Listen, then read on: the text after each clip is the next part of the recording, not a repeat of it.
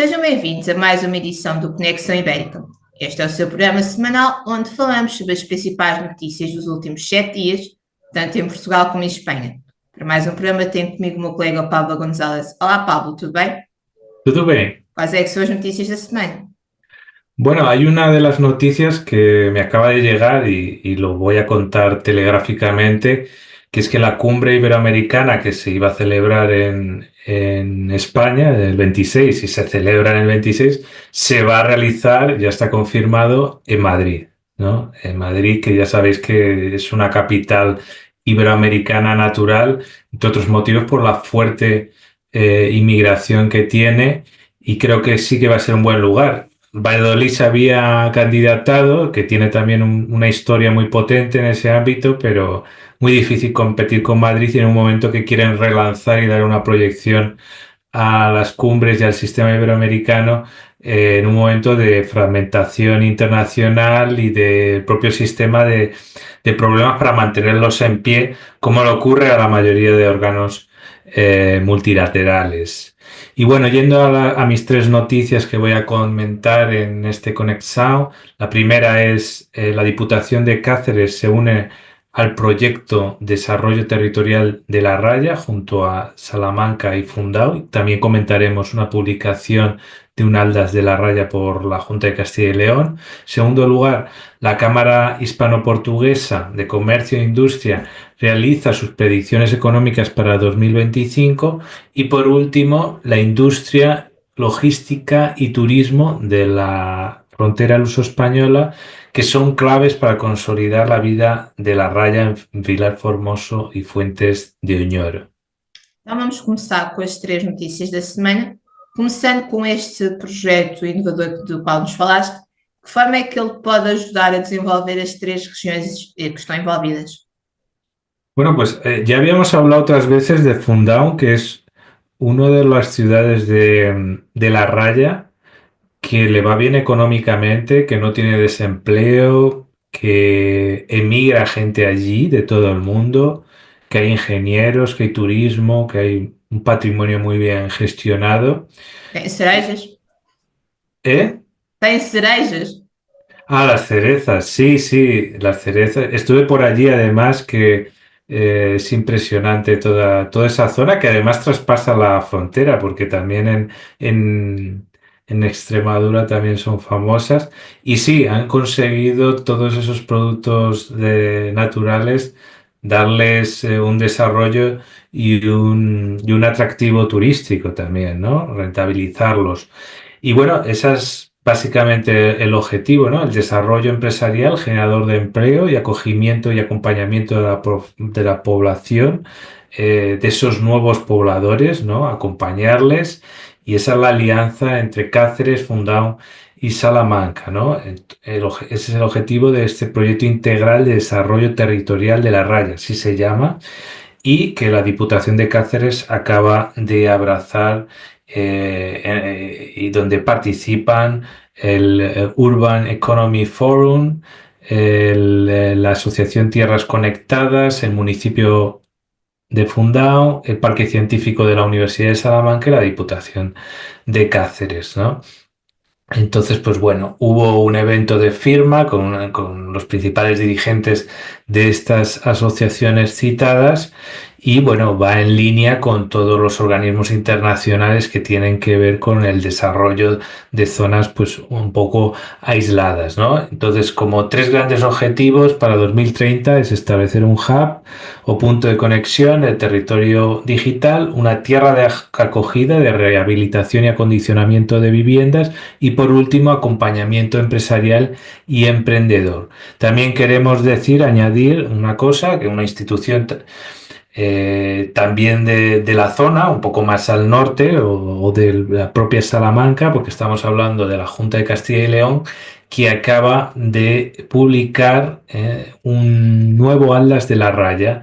Ya lo publicó en años anteriores y ahora lo vuelve a sacar actualizado, ¿vale? Cualquier persona que quiera lo puede encontrar en nuestra página web o tecleando en Google Atlas de la raya hispanolusa, Castilla y León, norte y centro de Portugal.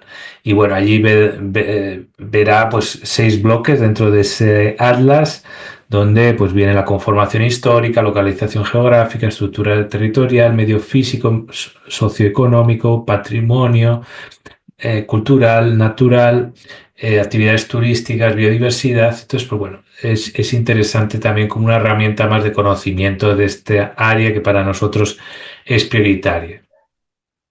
Agora vamos fazer uma previsãozinha. É verdade, já estamos no segundo mês do ano, em fevereiro, mas agora temos as previsões económicas para o ano de 2025. O que podemos esperar para este ano? Bueno, esto es interesante. Si durante algún tiempo estuvimos hablando de la excepcionalidad ibérica en términos de política energética, a lo mejor ahora podemos hablar de excepcionalidad ibérica en términos de crecimiento económico. Y probablemente sea extensible al sur de Europa en general. Es decir, que el estancamiento económico, tampoco voy a hablar ahora mismo de crisis, pero es verdad que lo que viene ahora puede agravar, por ejemplo, la situación de Alemania, que tradicionalmente fue el motor, por lo menos en la última década económico, y ahora podemos decir que España y Portugal están resistiendo bastante. No sabemos por cuánto tiempo va a ser así, pero bueno, por lo menos vamos a disfrutar este momento y estos probablemente 1 o 2 años que por lo menos hay un cierto margen, ¿no? Lo que nos dice la Cámara de Comercio e Industria hispano-portuguesa es que sí que las proyecciones, por lo menos para este 2025, en unas proyecciones que lo han hecho de la mano del Banco Santander y Abanca, es que son bastante buenas, a pesar de la incertidumbre y toda la situación geopolítica. Eh, la Cámara de Comercio, pues ya sabéis que es un punto de encuentro entre España y Portugal, ¿no? Y debate sobre estas cuestiones normalmente, ¿no? Entonces, pues bueno, ellos apuntan de que creen que va a haber un aterrizaje suave en Europa y se puede evitar la recesión. Ellos están en línea con el informe Draghi sobre todas las cuestiones pendientes de reformas estructurales e inversiones que hay que hacer en conjunto.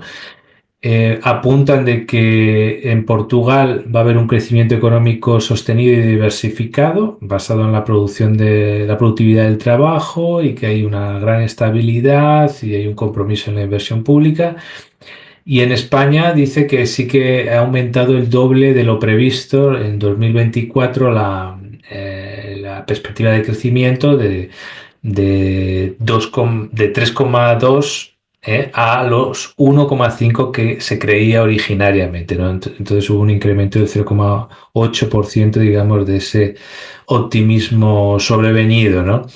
Y bueno, va a haber un impulso también del sector exterior, también del gasto público, y bueno, pues cree que puede haber un crecimiento para 2025 más moderado, quizá de un 2%, y que bueno, que hay que atacar algunos problemas estructurales que existen con vivienda, paro y productividad. Entonces, pues bueno, veremos a ver cómo acaba este 2025, pero por lo menos la fiesta en la península ibérica continúa un tiempo más.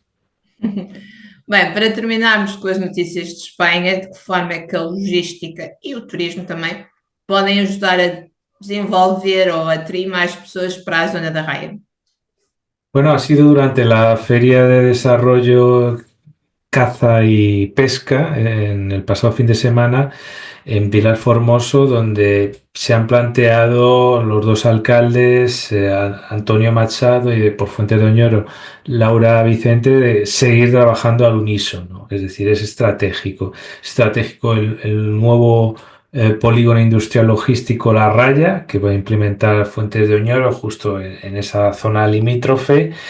Recordemos que es la zona por donde más vehículos pesados pasan, no la que hay más automóviles, ¿vale? Esa sería la de Galicia, ¿no? La que está ya pegada al Atlántico, sino la de camiones, vamos a hablarlo así. Y bueno, pues realmente se plantea una inversión de 5,5 millones para este futuro polígono industrial. y están coordinados para que sea algo que beneficie a los dos lados, porque no, hay a veces que hay competencias eh, negativas, siempre hay competencias positivas, pero en este caso es una visión que es lo que complementaria de los intereses de los dos lados de la raya.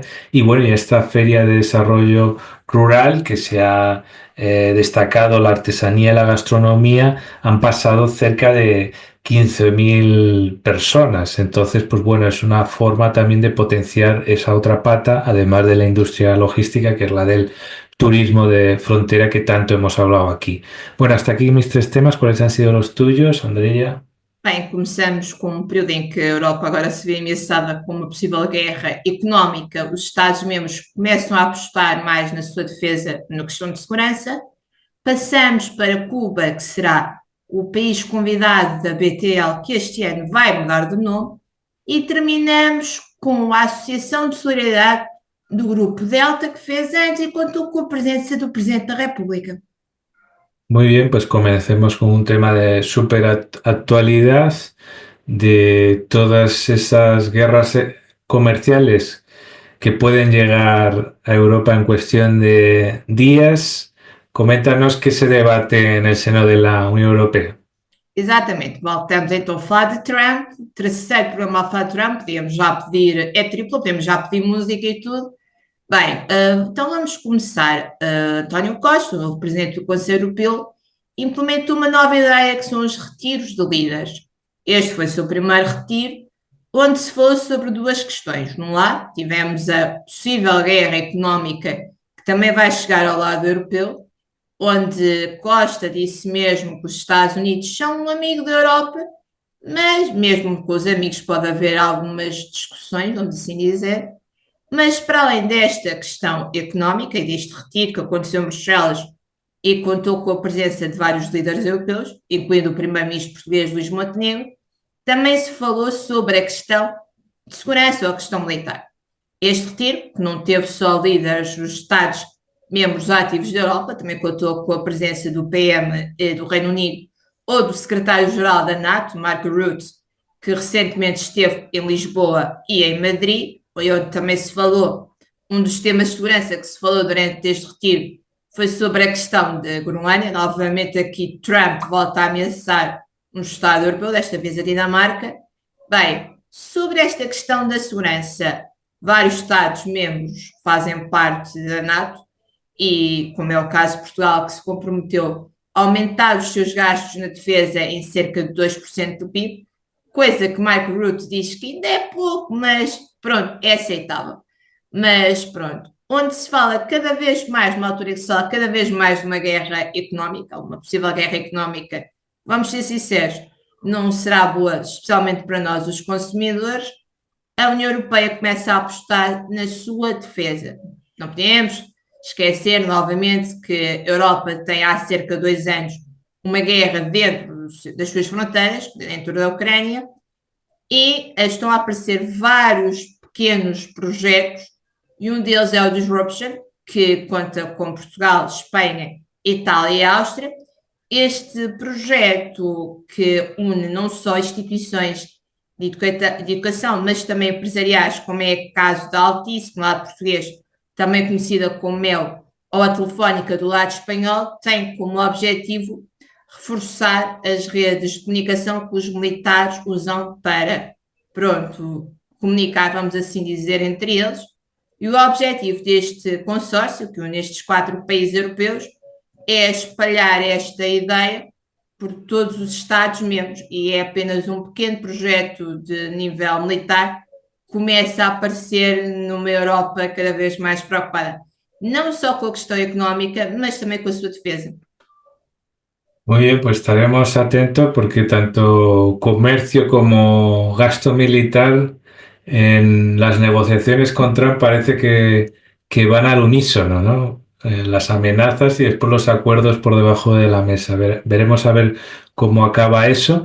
Y pasamos a un tema, Cuba va a estar presente en la Feria de Turismo de Lisboa, ¿no? Que tiene nuevo nombre, ¿no? Exatamente. Exatamente. Então, a Cuba, será o país convidado desta edição da BTL, que este ano muda assim de nome. Bem, depois da Fitur em Madrid, os principais destinos turísticos do mundo preparam-se para aterrar em Lisboa neste mês de março. Esta será a 35ª edição da Feira Turismo, que é a maior do território português e que acontece todos os anos na FIL. Para quem conhece mais ou menos, ela é mesmo virada para o Tejo. Bem, serão 5 dias neste evento, onde se poderá fazer workshops, onde se vai poder provar a gastronomia de diferentes locais do mundo e, como é óbvio, visitar stands não só de destinos turísticos nacionais, mas também destinos turísticos internacionais. Bem, o destino turístico convidado ou o destino turístico que terá o seu foco será Cuba, o país caribenho, todos os anos chama bastante não só os turistas portugueses, vão para lá passar férias, muitos vão lá para passar aniversários de casamento ou luas de mel, mas também tem uma comunidade de portugueses residentes. Não falamos muito, mas a verdade é que ela existe em Cuba. Bem, para além de Cuba, que será então destaque internacional, o destaque português terá como município de Leiria, que existe, brincadeira que só os portugueses é que vão perceber, que existirá como destaque português, e as duas regiões portuguesas também terão o seu foco, serão no lado o Alentejo, no outro lado o Ribatejo. Bem, então, para além do destino internacional ser Cuba, uma das mudanças deste ano da BTL será, como bem disseste, o nome. Então, durante os últimos 35 anos, conhecemos a BTL como Bolsa Turismo de Lisboa. Então, a partir deste ano, a BTL vai se passar a chamar Better Tourism Lisbon Market. Sim, Better Tourism Lisbon Travel Market, assim é que é. Mas pronto, vamos continuar com o BTL, porque vendo bem, o nome continua a ser como sigla BTL, só muda para inglês. Vá. Bem, então, voltando aos destinos turísticos presentes. Estes vão apostar em 3 vertentes: a sustentabilidade, a inovação e a responsabilidade social, porque a vontade destes destinos não é só se apresentar como destinos ou possíveis destinos turísticos para férias, mas também como polos atrativos para a pessoa conhecer e, quem sabe, investir ou ficar mesmo lá nesta zona. Bem, só para terminar, estamos a falar então da 35ª edição da PTL, vai acontecer na Fila em Lisboa, dos dias 12 a 16 de março, ou seja, já se pode tudo começar a comprar bilhetes para quem queira visitar e aqui marcar as suas próximas férias. Muy bien, pues estaremos atentos a todas estas ediciones, esas relaciones de Cuba con Portugal. Y por último, participó el presidente de la República en el aniversario de la Asociación de Solidaridad del Grupo Delta, un grupo que, como sabemos, muy presente en Extremadura y en España y bastante apreciado. Exatamente, então, usar então um bocadinho, porque se fôssemos falar tudo sobre o Delta, o Grupo Delta, nunca mais seríamos daqui. Mas então, o Presidente da República, Marcelo Rebelo de Sousa, esteve presente em Campo Maior, a sede desta empresa, para o 20º aniversário da Associação de Solidariedade Social que o Grupo Delta tem. E durante este evento, Marcelo Rebelo de Sousa e tudo, condecorou este grupo, tem feito um trabalho de louvar não só na região onde estão inseridos, no Alentejo, mas um pouco por todo o país, especialmente na criação de, um exemplo só, de aulas hospitalares. Bem, mas o Grupo Delta tem não só uma vertente de solidariedade social, mas, e é aquela que todos nós conhecemos, que é a sua vertente empresarial. Bem, este grupo, criado por Rui Naveiro, é considerado uma das empresas de excelência em Portugal e tudo ganhou recentemente um prémio. A Cepsa foi outra empresa que ganhou este prémio. E o objetivo do seu novo presidente, do seu novo CEO, isto porque, como todos nós também sabemos, Rui Naveiro, entretanto, já morreu, é tornar esta empresa, pelo menos nos próximos 20 anos, numa das 10 empresas mais conhecidas do mundo quando falamos de cafés e derivados, porque a Delta não tem só o café em grão, como tem cápsulas e até já no lado espanhol vende chá. O que juntando, porque Portugal não produz café, mas produz chá na região autónoma dos Açores, então também vendem chá.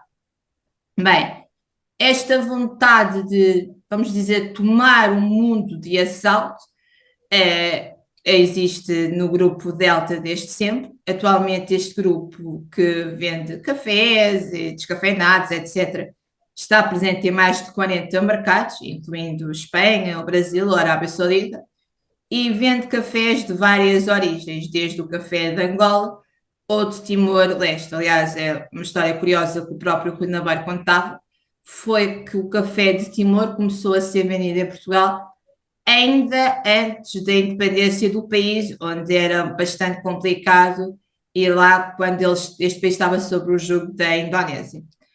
Bem, voltando para o lado espanhol e a ligação que o Grupo Delta tem à Espanha.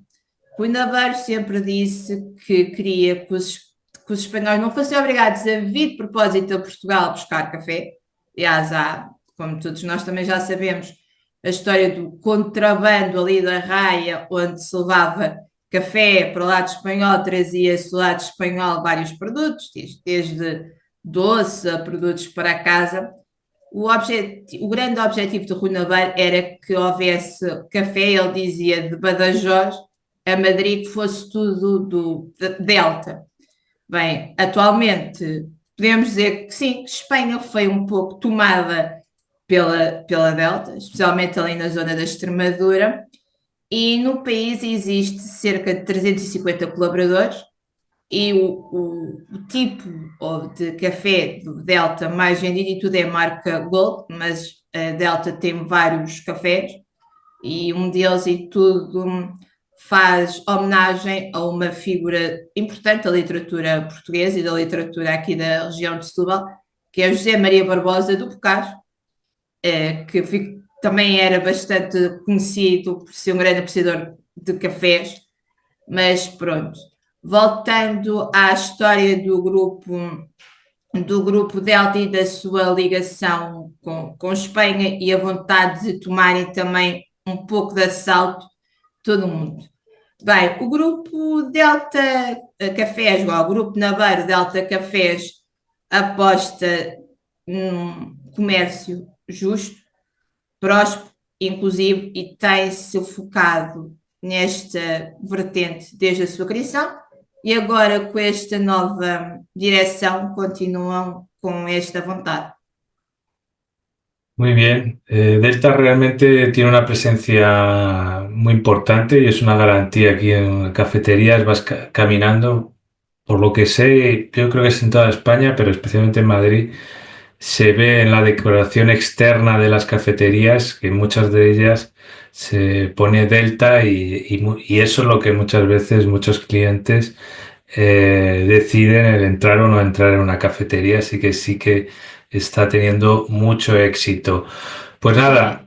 É verdade, o antigo, pronto, o criador, o Rui Navarro, em Campo Maior, onde existe a fábrica da Delta. Num lado tem a fábrica da moagem do café, porque outra vez Portugal não é um país produtor de café, traz café do Brasil, de vários países com ligações a Portugal, e aqui é com o moe, com o torra, com o torna ao gosto do português. E ao lado tem uma segunda fábrica onde produz um pouco de tudo, desde a cápsula do café até ao guarda-sol, ou aqueles nos cafés onde se mete os guardanapos, tudo com o lema Delta, porque o Rui Navarro dizia que quando vinha porque pronto, quem conhece Portugal sabe que não é um país muito grande comparado com a Espanha, mas do Alentejo a Lisboa ainda é uma viagem longa, de carro.